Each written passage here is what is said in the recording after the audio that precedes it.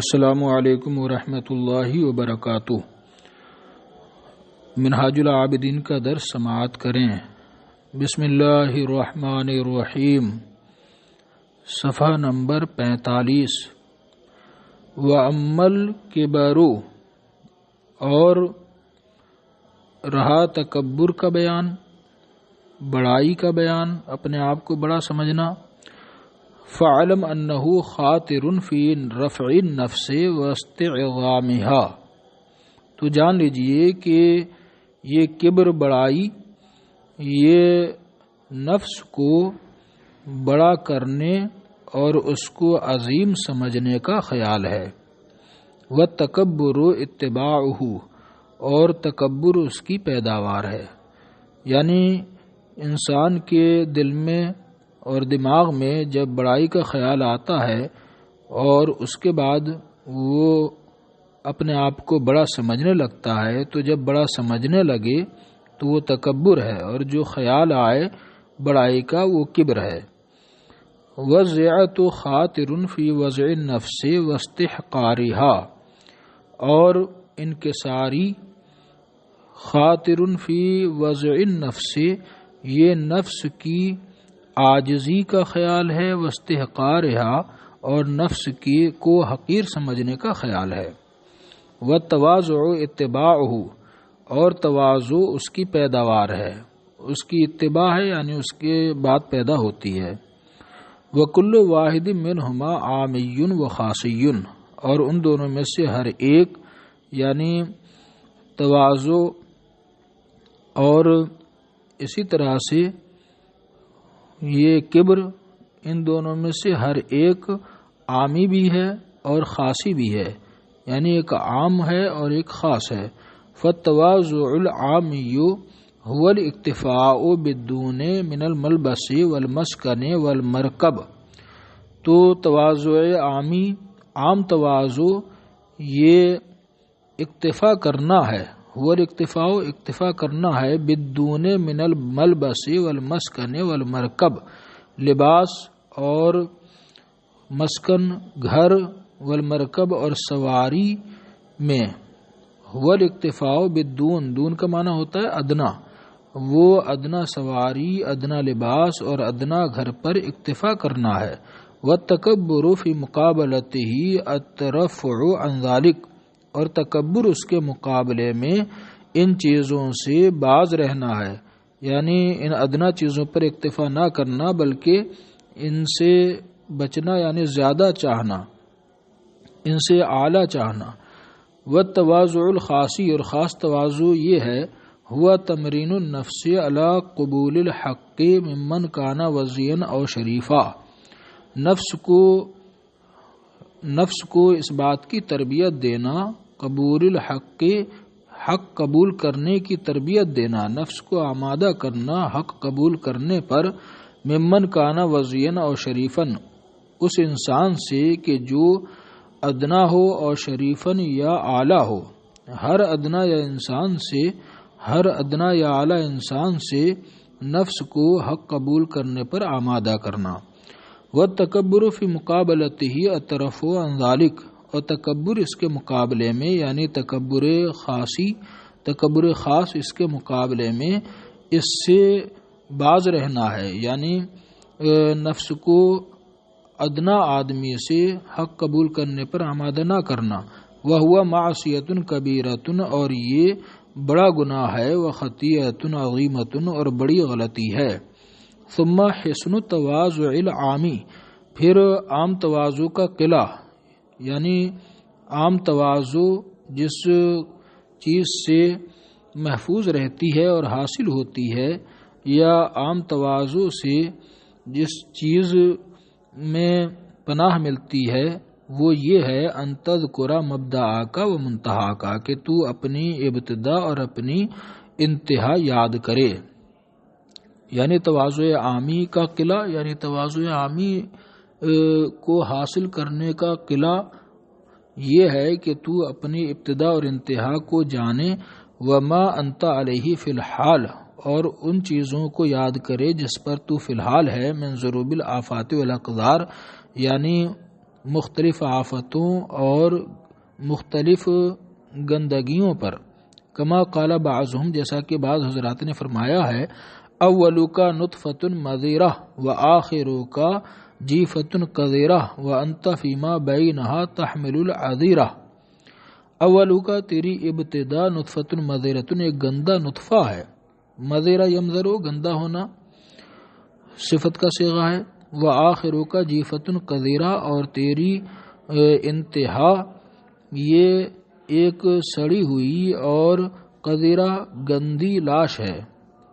تیری انتہا سڑی ہوئی اور گندی لاش ہے. جیفتن کا معنی بدبودار لاش سڑی ہوئی اور قذیرتن کا معنی گندی. وانت فیما بینہا اور تو اس کے درمیان یعنی ابتدا اور انتہا کے درمیان تو تحمل العذیرہ گندگی اٹھائے پھرتا ہے. العذیرہ کا معنی پائخانہ. وحسن تواضع الخاصی اور خاص تواضع کا قلعہ یعنی جس قلعے میں خاص تواضع کی تو حفاظت کر سکتا ہے وہ یہ ہے، ہوا ذکر عقوبۃ العادل عن الحق، وہ حق سے منحرف ہونے والے کی سزا کو یاد کرنا ہے. المتمادی فی الباطل، باطل میں بھٹکنے والی کی سزا کو یاد کرنا ہے. فہذہ جملۃ کافیۃ لمن استبصر، تو یہ جملہ یہ کلام کافی ہے اس کے لیے جو غور و فکر کرے. استبصر جو بصیرت حاصل کرنا چاہے. واللہ ولی التوفیق اور اللہ توفیق دینے والا ہے. الفصل الخامس البطن و حفظہ، پانچویں فصل ہے پیٹ اور اس کی حفاظت کے بیان میں. ثم علیک وفقک اللہ بحفظ البطن و اصلاحہ. علیک اس میں فعل ہے الزم کے معنی میں، پھر تجھ پر لازم ہے پیٹ کی حفاظت کرنا اور اس کی اصلاح کرنا. وفقک اللہ یہ جملہ معترضہ ہے، اللہ تجھے توفیق عطا فرمائے. فإنہ اشق الاعضاء اصلاحا المجتہد، اس لیے کہ یہ سب سے مشقت والا عضو ہے، اصلاح میں سب سے مشقت والا عضو ہے. المجتہد اجتہاد کرنے والے پر، ریاضت و مجاہدہ کرنے والے پر. وَأَكْثَرُهَا مُعُونَةً وَشُغْلًا، اور تمام اعضاء میں زیادہ مشقت والا، دشواری والا اور مشغولیت والا ہے. وَأَعْظَمُهَا ضَرَرًا وَأَثَرًا، اور تمام اعضاء میں سب سے زیادہ ضرر والا اور سب سے زیادہ اثر انداز ہوتا ہے. لِأَنَّهُ الْمَنبَعُ وَالْمَعْدِنُ، اس لیے کہ یہی سب اعضاء کا منبع اور مرکز اور محور ہے. وَمِنْهُ تَهِیجُ الْأُمُورُ فِي الْأَعْضَاءِ، اور اسی سے اعضاء میں تمام امور جنم لیتے ہیں. من قوت و ضعف، جیسے کہ طاقت اور کمزوری. وعفت و جماح و نحوہ، اور جیسے کہ پارسائی اور سرکشی وغیرہ. فعلیک اذن بصیانتہ عن الحرام والشبہۃ اولا ثم عن فضول الحلال ثانیا، تو آج تب آپ پر لازم ہے بصیانتہ عن الحرام والشبہۃ اولا، حرام غذا اور مشابہ حرام غذا سے حفاظت کرنا اولا پہلے. ثم عن الفضول الحلال ثانیا، پھر حلال زائد غذا سے حفاظت کرنا اس کی ثانیا دوسرے مرحلے میں. ان کانت لکا ہمت فی عبادت اللہ تعالی، اگر تیرا ارادہ ہو اللہ کی عبادت کرنے کا. فَأَمَّا الْحَرَامُ وَالشُّبْهَةُ فَإِنَّمَا يَلْزَمُكَ التَّجَنُّبُ عَنْهُمَا لِثَلَاثَةِ أُمُورٍ، رہا حرام اور شبہ حرام یعنی مشابہ حرام یا جس کے حرام ہونے میں شبہ ہو جس غذا کے. فَإِنَّمَا يَلْزَمُكَ التَّجَنُّبُ عَنْهُمَا، تو تیرے لیے ان سے بچنا صرف تین امور کی وجہ سے لازم ہے. اولها حذر من نار جہنم، ان میں پہلا امر جہنم کی آگ سے بچنے کے لیے. قال اللہ سبحانہ وتعالی، اللہ تبارک و تعالی نے ارشاد فرمایا، اعوذ باللہ من الشیطان الرجیم، ان الذین یأکلون اموال الیتامی ظلما، بے شک وہ لوگ جو یتیموں کے مال کھاتے ہیں ناحق. انما یأکلون فی بطونہم نارا، وہ صرف اپنے پیٹوں میں آگ بھرتے ہیں.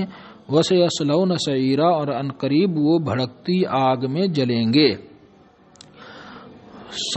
یسلونا یہ سلیہ یسلا سے ہے اور سعیر کا معنی بھڑکتی آگ۔ قال النبی صلی اللہ علیہ وسلم، حضور اکرم صلی اللہ علیہ وسلم نے ارشاد فرمایا، کل لحم نبت من سحت فالنار اولا بہ، ہر وہ گوشت جو پیدا ہوا حرام کمائی سے تو آگ ہی اس کے لیے زیادہ بہتر ہے۔ نبت ینبت فعل ماضی کا صیغہ ہے، ہر وہ گوشت جو پیدا ہوا، اور سحت کا معنی ہوتا ہے خبیث کمائی اور حرام کمائی، ہر وہ گوشت جو حرام کمائی سے پیدا ہوا فالنار اولا بہ، تو اس کے لیے آگ زیادہ مناسب ہے۔ والثانی ان آکل الحرام والشبہۃ مطرود، اور دوسرا امر یہ ہے کہ حرام کھانے والا اور مشابہ حرام کھانے والا مطرود یہ بھگا دیا جاتا ہے، راندہ درگاہ کر دیا جاتا ہے، راندہ بارگاہ کر دیا جاتا ہے۔ لا یوفق للعبادہ، اسے عبادت کی توفیق نہیں دی جاتی۔ اذ لا یصلح لخدمت اللہ تعالی الا کل طاہر مطہر، اس لیے کہ اللہ کی بندگی کی صلاحیت نہیں رکھتا مگر طاہر اور مطہر، پاک انسان اور پاک کرنے والا۔ قلت انا، میں کہتا ہوں، الیس اللہ تعالی قد منع الجنوب عن الدخول فی بیتہ، کیا اللہ تعالی نے جنوب کو ناپاک انسان کو اپنے گھر میں داخل ہونے سے منع نہیں فرمایا؟ والمحدث عن مس کتابہ، کیا محدث کو یعنی جس کو حد سے اکبر لاحق ہو گیا ہو، بے وضو ہو گیا ہو، اس کو اپنی کتاب کو چھونے سے منع نہیں فرمایا؟ قال عز من قائل، اس عزیز الشان نے فرمایا، من قائل یعنی قائل نے، قال یہ فعل ہے اور ہوا ضمیر اس کا فاعل، اور عزا فعل فاعل سے مل کر یہ حال بنے گا ہوا ضمیر ذوالحال کا، اور من قائل یہ عزا میں ہوا ضمیر جو ہے اس کا بیان ہے۔ تو عزا فعل اپنے فاعل اور ظرف سے مل کر، ظرف لو سے مل کر جملہ فعلیہ ہو کر یہ قالا میں ہوا ضمیر کا حال بنے گا، ہوا ضمیر ذوالحال حال سے مل کر قالا کا فاعل۔ قال عز من قائل، ایسی ذات گرامی نے فرمایا کہ جس کا قائل قال عز من قائل، اس نے فرمایا کہ جو عزیز الشان ہے، جو قائل عظیم الشان ہے، ولا جنبا الا عابری سبیل حتی تغتسلوا، اور نہ بیت اللہ میں ناپاک آدمی داخل ہو مگر راستہ طے کرنے والا، یہاں تک کہ تو تغتسلوا تم غسل کر لو۔ وقال تعالی، اور ارشاد باری ہے، لا یمسہ الا المطہرون، اس کو طہارت حاصل کرنے والے ہی چھو سکتے ہیں، اس کو طہارت حاصل کرنے والے ہی چھوئیں۔ ما ان الجنابۃ والحدث امر مباح، حالانکہ جنابت اور حدث یہ ایک مباح کام ہے۔ فکیف بمن ہوا منغمس فی قدر الحرام، تو اس کے لیے کیسا حکم ہوگا اللہ کا کہ جو حرام کی گندگی میں ڈوبا ہوا ہے، وہ نجاست السحت و شبہ، اور حرام کمائی اور شبہ حرام کی نجاست میں جو ڈوبا ہوا ہے اس کو کیسا حکم ہوگا اللہ کا؟ کیا اس کو عبادت کی اجازت ملے گی؟ متی یدعا الی خدمت اللہ العزیز، کب اسے اللہ کی بندگی کے لیے بلایا جائے گا؟ وذکرہ شریف سبحانہ، اور کب اسے اللہ کے ذکر شریف کی طرف بلایا جائے گا؟ کلا، ہرگز نہیں، فلا یکون ذلک ابدا، یہ کبھی نہیں ہو سکتا ہے۔ وقال یحییٰ بن معاذ الرازی رحمہ اللہ، یحییٰ بن معاذ رازی نے فرمایا، الطاعۃ مخزونۃ فی خزائن اللہ، طاعت بندگی یہ اللہ کے خزانوں میں سے خزانہ ہے۔ ومفتاحها الدعاء، اور اس کی چابی دعا ہے۔ واسنانہ الحلال، اور اس کے دندانے حلال غذا ہے۔ سن کی جمع اسنان، دانت، دندانہ، چابی کا دندانہ یا کنگھی وغیرہ کا دندانہ۔ فَإِذَا لَمْ يَكُنْ لِلْمِفْتَاحِ اسنان، تو جب چابی کے دندانے نہ ہوں، فَلَا يَنْفَتِحُ الْبَابُ، تو دروازہ نہیں کھلے گا۔ وَإِذَا لَمْ يَنْفَتِحْ بَابُ الْخِزَانَةِ، اور جب خزانے کا دروازہ نہیں کھلے گا کیفا یوصلو الی ما فیہا من الطاعہ، تو وہ کیسے پہنچے گا اس طاعت کی طرف جو اس خزانے میں ہے۔ والثالث ان آکل الحرام وشبہۃ محروم من فعل الخیر، اور تیسری وجہ کہ تیسرا امر جس کی وجہ سے حرام اور شبہ حرام سے بچنا لازم ہے، وہ تیسرا امر یہ ہے کہ حرام اور مشابہ حرام کھانے والا محروم رہتا ہے من فعل الخیر، عمل خیر سے۔ وَإِنِ اتَّفَقَ لَهُ فِعْلٌ خَيْرٌ، اور اگر عمل صالح اس کے لیے اتفاقاً اسے حاصل ہو جائے، فَهُوَ مَرْدُودٌ عَلَيْهِ، تو اس پر پھینک دیا جاتا ہے، اس پر رد کر دیا جاتا ہے، غیر مقبول منہ، اس سے قبول نہیں کیا جاتا۔ فَإِذًا لَا يَكُونُ لَهُ مِنْ ذَلِكَ إِلَّا الْعَنَاءُ وَالْكَدُّ وَشُغْلُ الْوَقْتِ، اذن تب لا يَكُونُ لَهُ مِنْ ذَلِكَ، اس عمل کی وجہ سے اس کے لیے لا يَكُونُ لَهُ، اس کے لیے نہیں ہوگی إِلَّا الْعَنَاء، مگر مشقت، تو تب اس عمل سے اس کو صرف مشقت حاصل ہوگی، والقد، اور پریشانی حاصل ہوگی، محنت حاصل ہوگی، وشغل الوقت، اور وقت کی مشغولیت حاصل ہوگی، وقت خراب ہوگا، ثواب نہیں ملے گا۔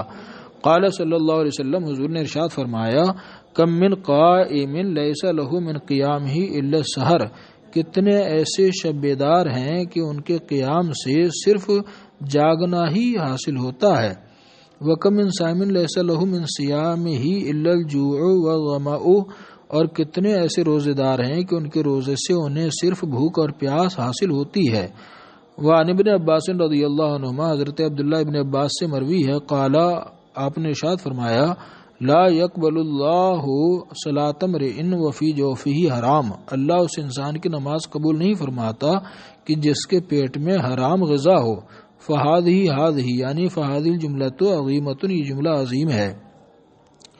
واما فضول الحلال، رہا حلال زائد غذا، رہی حلال فضول اور زائد غذا، فإنہ آفت العباد، تو یہ عابدوں کی آفت ہے، وبلیت اہل الاجتہاد، اور ریاضت و مجاہدہ کرنے والوں کی بلا ہے۔ وإنی تأملت فوجدت فیہ 10 آفات، میں نے اس میں غور کیا فضول حلال غذا میں تو میں نے 10 آفتیں پائیں، ہن اصول فی ھذا الشان، جو اس بارے میں یعنی فضول غذا کے بارے میں اصول کی حیثیت رکھتی ہیں۔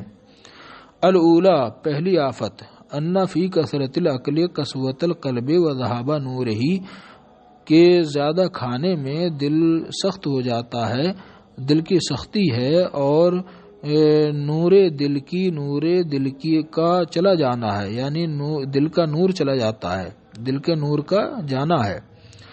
روی عن النبی صلی اللہ علیہ وسلم انہ قال، حضور سے مروی ہے کہ آپ نے ارشاد فرمایا، لا تمیت القلوب بکثرت الطعام والشراب، اپنے دلوں کو زیادہ کھانے پینے سے مردہ نہ کرو۔ فإن القلب يموت كالزرع اذا كثر عليه الماء، اس لیے کہ دل مردہ ہو جاتا ہے اس کھیتی کی طرح کہ جس پر پانی زیادہ پڑ جائے۔ وَلَقَدْ شَبَّهَ ذَلِكَ بَعْضُ الصَّالِحِينَ، اور بعض صالحین نے اس کو تشبیہ دی ہے اس بات سے، بِأَنَّ الْمَعِدَةَ كَالْقِدْرِ، کہ معدہ انسان کا جس میں کھانا جاتا ہے وہ ہانڈی کی طرح ہے، تحت القلب تغلی، اس ہانڈی کی طرح ہے، معدہ ہانڈی کی طرح ہے، معدہ دل کے تحت جوش مارتا رہتا ہے، کھولتا رہتا ہے، غلا یغلی، گرم ہونا، کھولنا، جوش مارتا رہتا ہے۔ والبخار یرتفع الیہ، اور بھاپ دل کی طرف اٹھتی ہے۔ فکثرت البخار تقدرہ، تو زیادہ بھاپ اٹھنا دل کو آلودہ کر دیتا ہے، وتسخمہ، اور اس کو بدبودار بنا دیتا ہے۔ یسخم تسخیم، بدبودار بنانا، خراب کرنا۔ والثانیۃ، اور دوسری آفت، ان فی کثرت الاکل فتنۃ الاعضاء وہیجھا وانبعاثھا للفضول والفساد، زیادہ کھانے میں اعضاء کا فتنہ ہے، اعضاء بگڑ جاتے ہیں، وہی جہاں وانبعاثھا اور اعضا کی انگیختگی ہے، بھڑکانا ہے، اعضا کا بھڑکنا ہے، وانبعاثھا اور ان کا ابھرنا ہے، للفضول والفساد فضول چیز کے لیے اور فاسد چیز کے لیے، بری چیز کے لیے۔ فإن الرجل اذا كان شبعان بطرا، اس لیے کہ آدمی جب آسودہ ہو، کھانے سے آسودہ ہو، بطرا اور اترانے والا ہو، اشتہت عینہ النظر الی ما لا یعنیہ من حرام و فضول، تو اس کی آنکھ اشتہت خواہش کرتی ہے، النظرہ دیکھنے کی، الی ما لا یعنی ہے اس چیز کی طرف جس کو جو اس کے لیے اہم نہیں ہوتی، جس کا وہ قصد نہیں کرتا ہے، من حرام و فضول، جیسے کہ حرام چیز یا فضول چیز۔ والاذن الاستماع الیہ، والاذن اشتہت اذن، والاذن الاستماع الیہ اور اس کا کان حرام یا فضول چیز کو سننے کی خواہش کرتا ہے، واللسان التکلم بہ اور اس کی زبان فضول یا حرام چیز، زائد فضول یا حرام چیز کو بولنے کی خواہش کرتی ہے، والفرج الشہوۃ لہ اور شرمگاہ اس حرام چیز کی شہوت کی خواہش کرتی ہے، والرجل المشی الیہ اور پیر اس حرام چیز اور بے فائدہ چیز کی طرف چلنے کی خواہش کرتا ہے۔ اشتہت عینہ، عینہ فاعل ہے اور النظر مفعول ہے، اسی طرح سب اسی پر معطوف ہے۔ الاذن اس کا عطف عینوں پر اور الاستماع اس کا عطف النظر پر، اللسان کا عطف عین پر اور التکلم کا النظر پر، اسی طرح سب ہیں۔ وَإِنْ كَانَ جَائِعًا اور اگر وہ بھوکا ہو، فَتَكُونُ الْأَعْضَاءُ كُلُّهَا سَاكِنَةً ہادئۃً تو تمام اعضاء پرسکون رہتے ہیں اور ہادئۃً پرسکون رہتے ہیں اور تھمے رہتے ہیں، لا تطمحوا الی شیء منھا ان میں سے کسی چیز کی خواہش اور لالچ نہیں کرتے، ولا تنشط لها اور نہ ان کے لیے وہ تیار رہتے ہیں، نہ ان کے لیے وہ مستعد ہوتے ہیں۔